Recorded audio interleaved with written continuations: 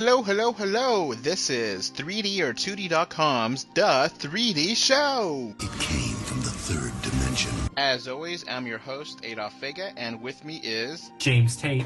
Put on your 3D glasses now. 3D glasses not included.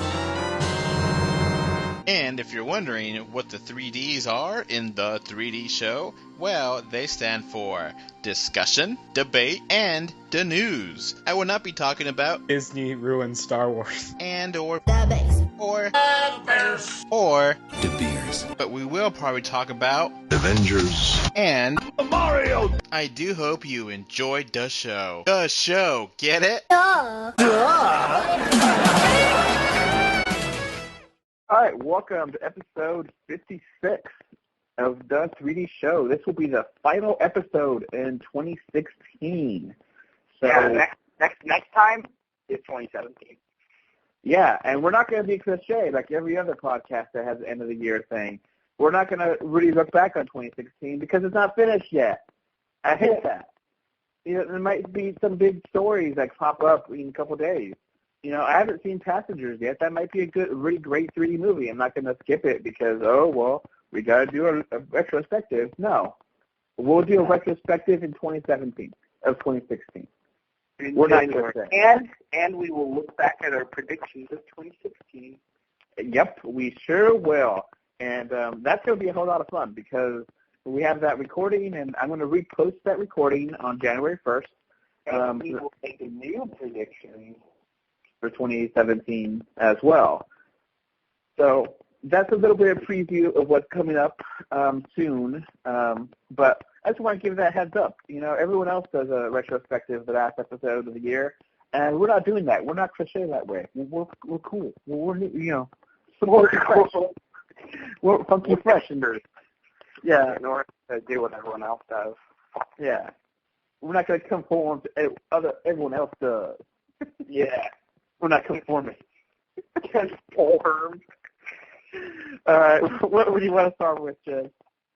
Okay, so let's kind of start with this weird thing that happened, apparently. So something about, like, X-Men Apocalypse and Suicide Squad and apparently The Mummy, somehow they're tied together. Okay. So they released a new trailer for The Mummy, which is starring Tom Cruise, and it's based on the Universal monsters. And I'm surprised that it's not going to be in 3D. At least the trailer didn't say anything about being in 3D. But they commented after the fact. It's like, oh, yeah. So we saw the bad X-Men Apocalypse, and we saw how people were commenting on Apocalypse, and we were actually going to have our Mummy look just like Apocalypse. And we decided not to because everyone thought Apocalypse looks bad. So we decided to have our own Mummy. And in the trailer, they show her at the very, very end for like a few seconds. And this Mummy looks exactly like the Enchantress. And the story reminds me of the Enchantress in Suicide Squad. So, yeah, I don't think they really gained anything from changing the, maybe they were trying to kind of get like, okay, we're going to make this Mummy look like some sort of villain. Like film. I don't know what they were thinking. Maybe it's just a weird coincidence. Yeah, and it's kind of strange. You would think that would be in 3D. At least maybe the next trailer will put it up there or not, because, all these adventure kind of movies usually are. But I guess, I don't know. And it's kind of weird, like the first half of that trailer is like Tom Cruise and the airplane. And, I really like Tom Cruise as an actor. I don't really agree with what he stands for when it comes to religion, but that's a whole other story, Isn't he a Scientologist? Yeah, I don't really agree with that. But that's neither here or there. One of them or something? Yeah. He's out there. Yeah. But anyway, this Mummy movie doesn't look good. It looks really bad. It looks like I commented. Really bad. I commented on Twitter that said everything you hated about Suicide Squad. Now its own movie. So whatever. But let's move on. Let's go to some trailers. We got quite a few different trailers that popped up. Let's start with Transformers: The Last Night. What do you think of this? Okay, so if you haven't already known, The Last Night is actually going to be the last one directed by Michael Bay, and they actually were changing writers for this film. I'm not sure why, but the person who wrote Transformers 2, 3, and 4 didn't write the first one, will not be working on this film. Some people say that this is a good thing. Other people say it's just going to be as terrible. To me personally, this, like, when you look at it, when you look at the trailers for 1 through 4, you get an idea of what's going to happen in the film. When you watch this trailer, you don't know what the hell anything is going on. It's so confusing. Like, there's different time periods. It's like, we've lost Optimus Prime, and it shows him, like, frozen in space, floating around. Like, what's that about? Then Optimus Prime comes back, but he's bad. And then you see, like, this gigantic planet thing coming to Earth. Is that Unicron? Like, there's, man, it's so confusing to me. Yeah, I agree 100%. I have no idea what's going on. Not a clue. I was like, okay, whatever. There's like this band of humans that are like, we want to fight the Transformers. It's like, what's going on? There's a bunch of kids going through the destroyed basketball state. I don't know, football something. Yeah. It was really confusing, and I had no idea what was going on. I don't know if that was the point, but maybe. I don't know. I just this, like, watching this didn't make me think, oh yeah, this is gonna be a good one. Yeah, the Transformers movies, I have a really hate relationship with them, where I could have fun watching the explosions and everything, but I know they're not good movies. You know. Yeah. You can have fun with something stupid, and the last one, I thought I was generous, and I gave it a 6 out of 10, and I think everyone else really piled on it, but it was, it's basically what it is just action, a lot of noise, not sure what's really going on, but, whatever. And they all make $1 billion, so they have to make sequels, because why would they not, So, whatever. All right, let's move on here to War for the Planet of the Apes. And now, did you see this one? Yes, I did. Now, interestingly, the main bad guy is a human this time. Yes. And, okay, I am a super fan of this. I actually reviewed, it was like my 3rd or 4th review for the previous one, which is, I always get the names mixed up. I think it was Dawn of the Planet of the Apes, or was it the Rise? Either one of them, I did the previous movie's review, and I posted that up, and I loved it. I gave that a 10, and I loved that movie. And I'm really excited for this. It looks really cool. It looks like there's going to be a lot of good action, and, like, it doesn't make sense to why the apes should win, considering that it looks like the apes are using bows and arrows, and, like, the humans are using actual guns and, tanks. But it looks really cool. I'd agree. I think that the new Planet of the Apes films are really good, I'd say. Yeah. Like, the reboot is really good. Actually, like, that's rare, but, like, this series is actually, pretty good, I'd say. Yeah. I kind of think, it's kind of weird to say, I think this new rebooted series is better than the original series, where the original series of Apes movies, the first one was great, but after that, it kind of just went to crazy town and wasn't that good. And there's like 6 of them, or 5 of them, I don't remember how many exactly, and it was only the first one being good, and this reboot is great, and the second one is even better. And it's one of the rare times that they rebooted it and made it better and made it work. So there seems to be like a little plot with a young girl I wasn't sure what was going on with that. Did you catch that at the beginning? No, not really. So yeah, there's a plot with a little girl. Like they captured her and they have her, and I don't know if they're taking it back to the humans or what. And there's like a really cool scene where it looks like Caesar's like has a gun to his head, and it looks visually cool and interesting story. So I'm really hyped for this. Yeah, I think that it'll turn out well, honestly. All right, let's move on to the next one. This is a big one, Spider-Man: Homecoming.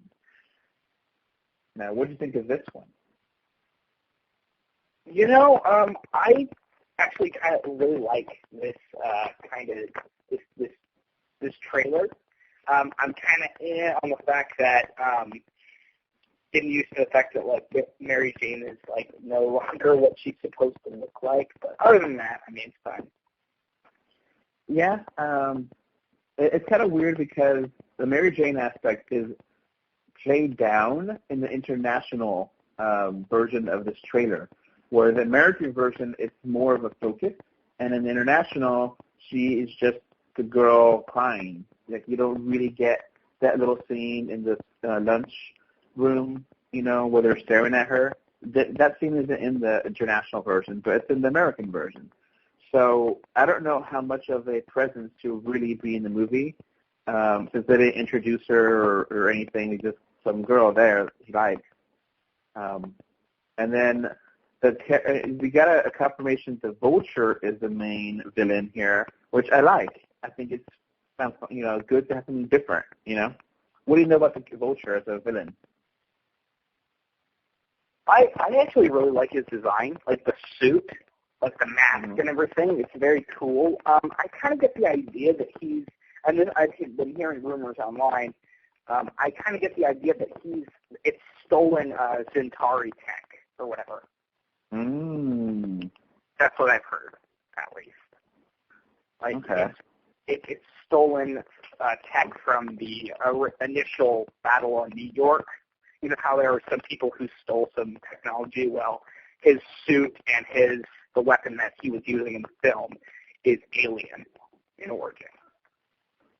Yeah, and it's interesting because Michael Keaton is the Vulture here, and the last movie he did that was really popular was Birdman, I think it was, and that was like a movie about a comic book guy, you know, and he, you know, of course, he was the first Batman on movie screens.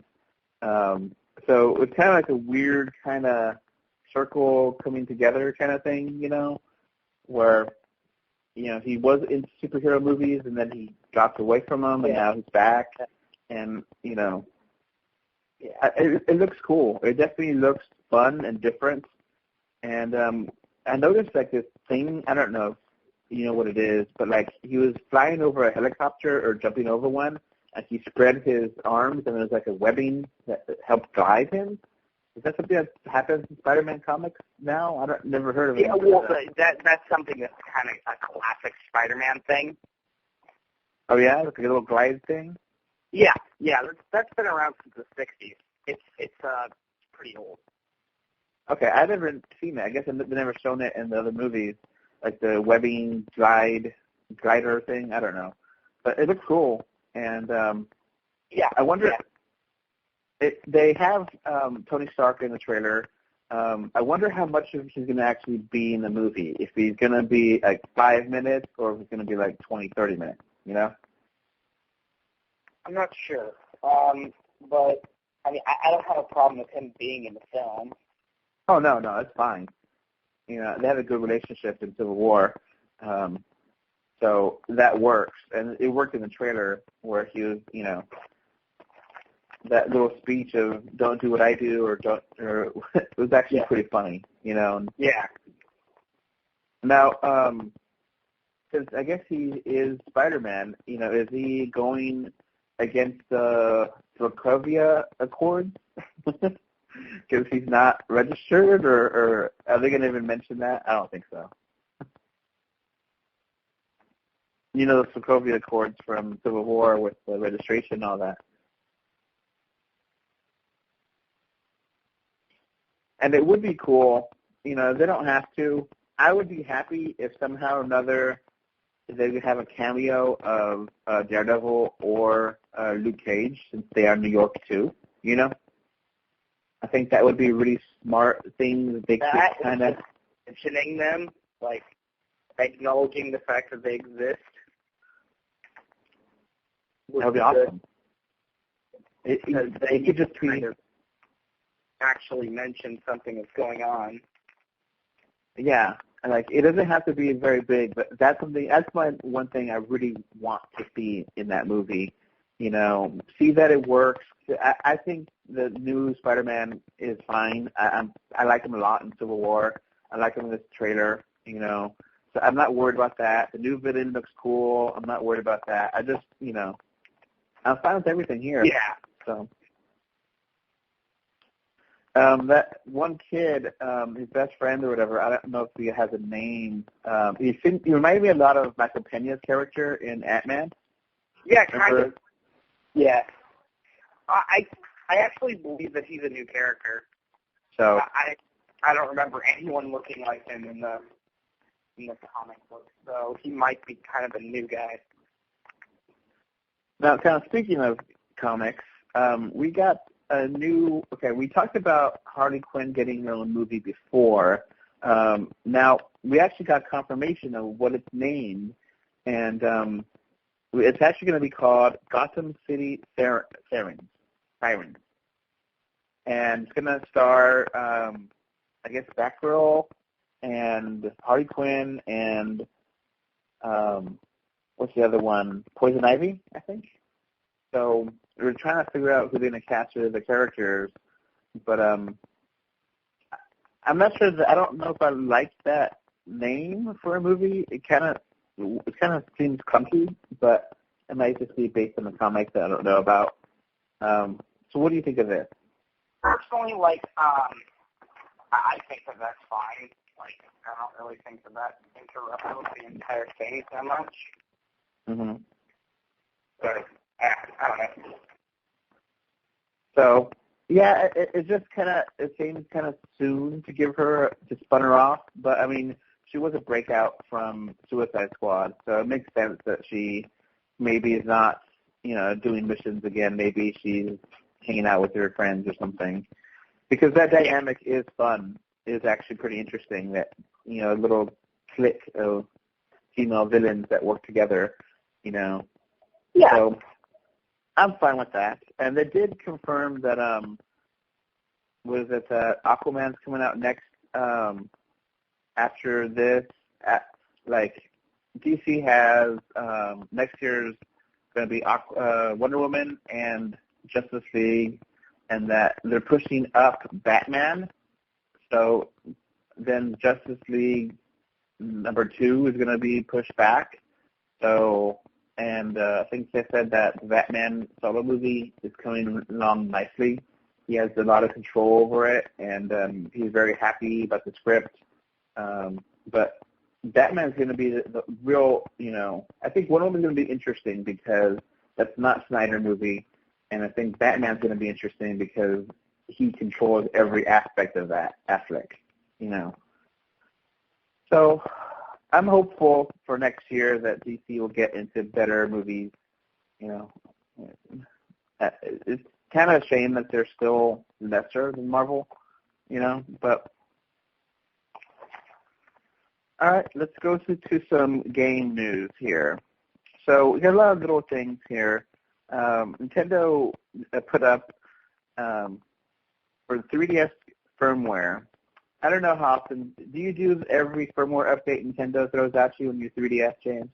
Because it seems like almost every week or two there's another little firmware update, but it does nothing. It just improves stability and whatever.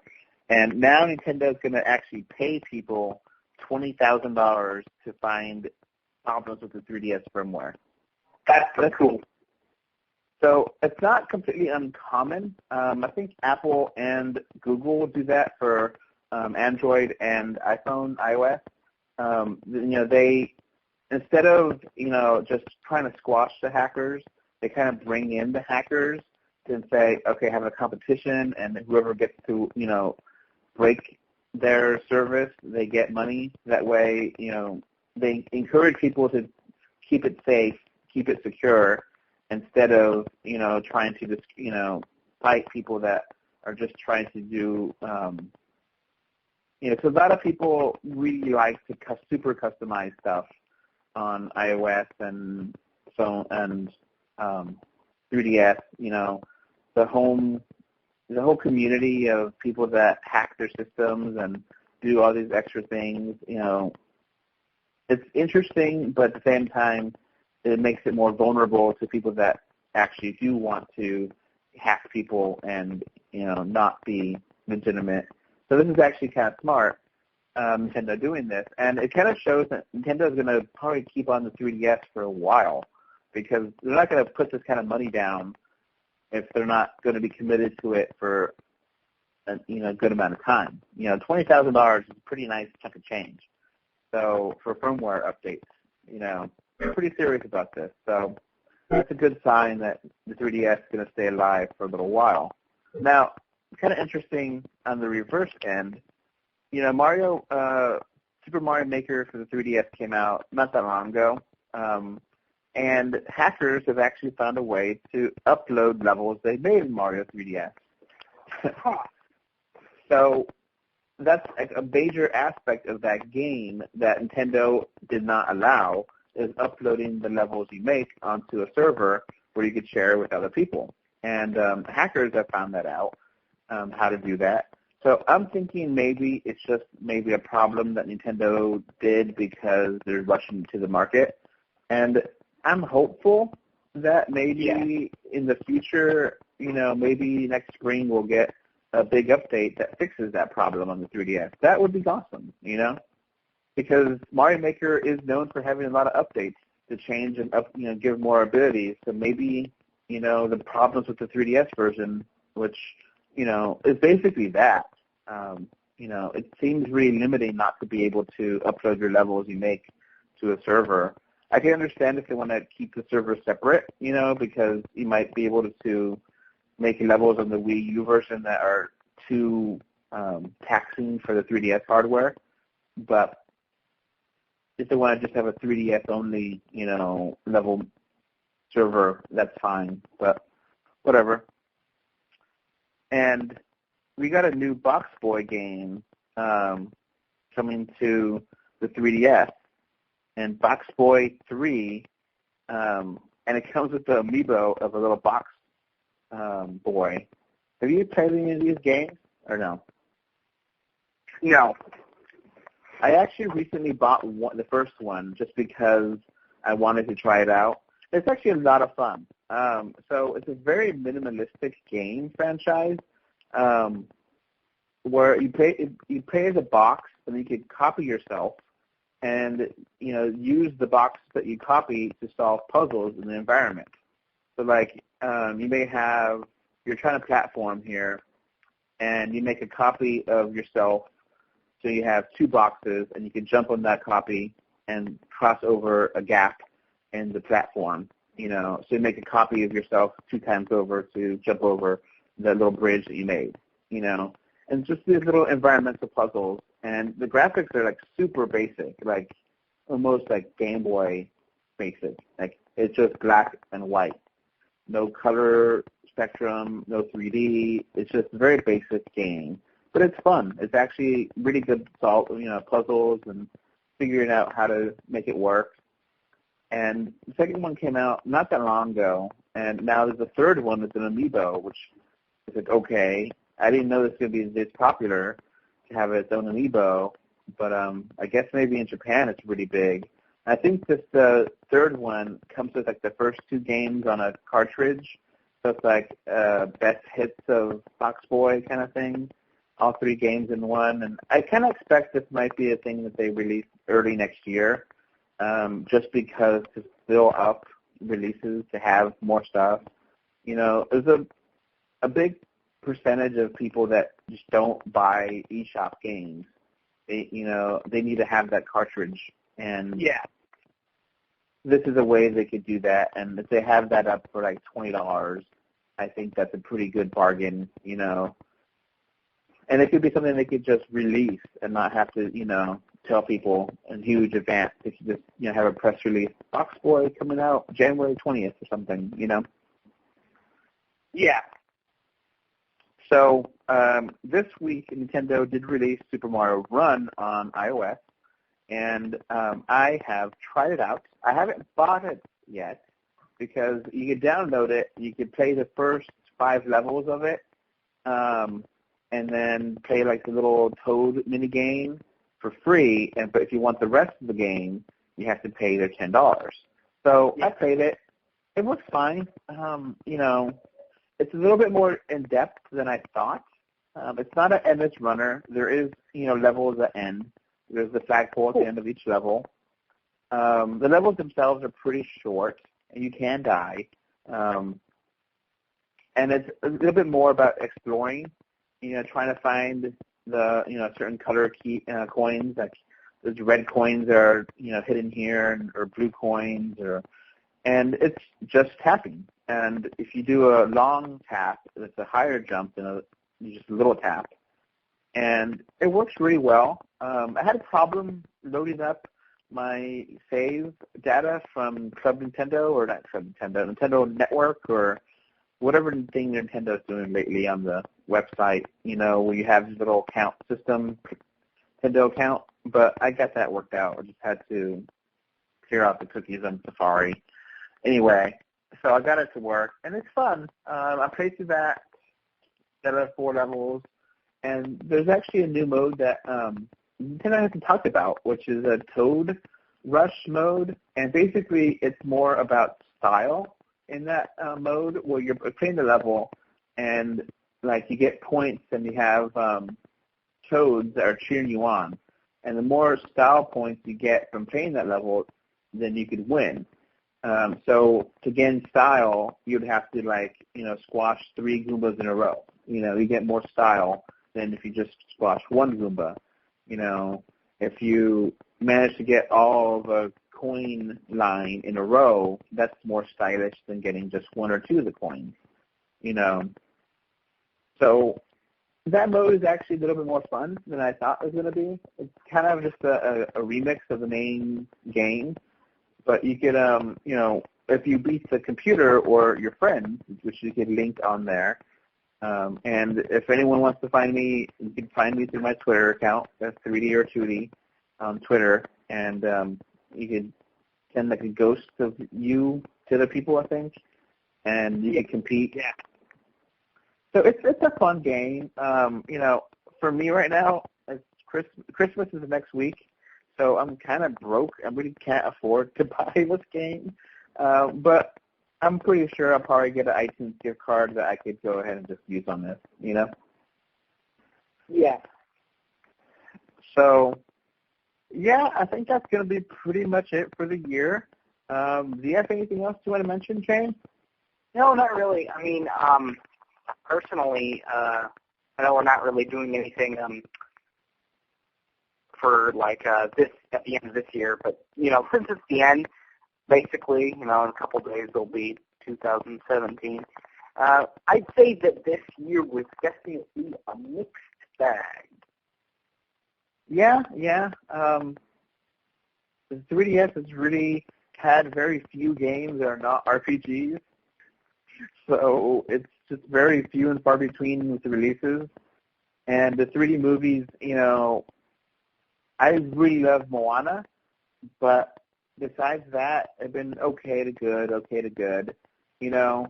and I haven't seen Passengers yet. I might see it next week, but there's still some movies coming out. Like I totally forgot about Assassin's Creed being a 3D movie.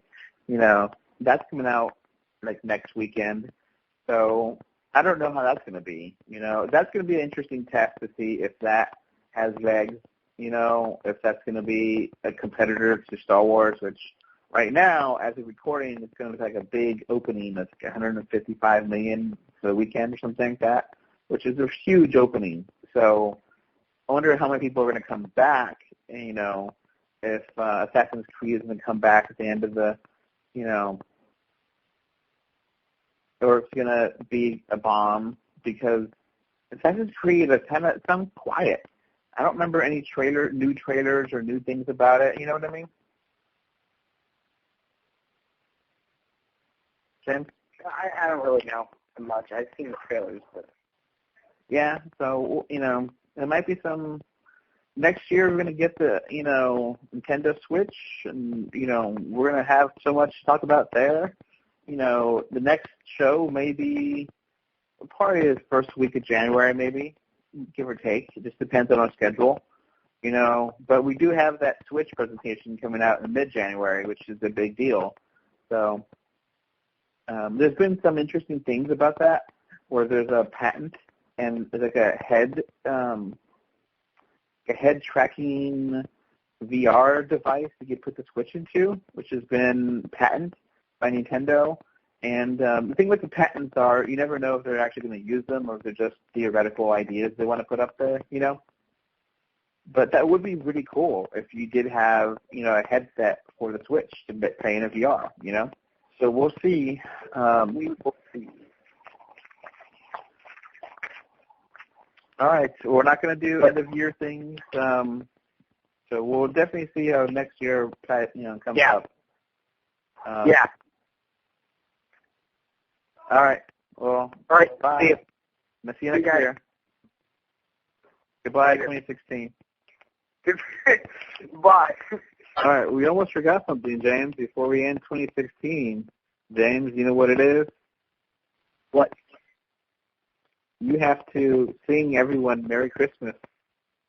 Say Merry Christmas? Sing it. That's all. Oh. Merry Christmas from 2016 on to 2017. And one who watches 3D or 2D. And may you have a wonderful Hanukkah, great winter solstice, exquisite Ramadan, and I don't know if I'm missing anything else. But great end of the year For everyone. Yeah. Even if you're celebrating Cthulhu or for the primary deity. Okay. Or celebrating Satan. We were discriminating. You want to Some unnamed horrible demon. Or if you're a Jedi and you want to celebrate by watching the Star Wars Christmas special. Or whatever they do in Star Trek for Christmas episodes. I don't think they have because they're too evolved. Happy Life Day. Yeah, Festivus. We got to remember Festivus. For all the Science Club fans, Festivus for the rest of us. All right. I think that's it. I don't think there's any other holidays there. New Year's Eve. Yeah, I don't know. All right. Bye. Bye. All right, so that's going to wrap up this podcast. Remember to like, comment, favorite, subscribe, love, whatever. Heart it, be something. 3D or 2D.com can be found on Facebook, Twitter, Instagram, YouTube, iTunes, Google Play, Stitcher Radio, and SoundCloud. And if you want to send us email, our email address is email3d or 2d at gmail.com. And thank you again for listening. Bye. Thanks. Bye. Bye, everyone.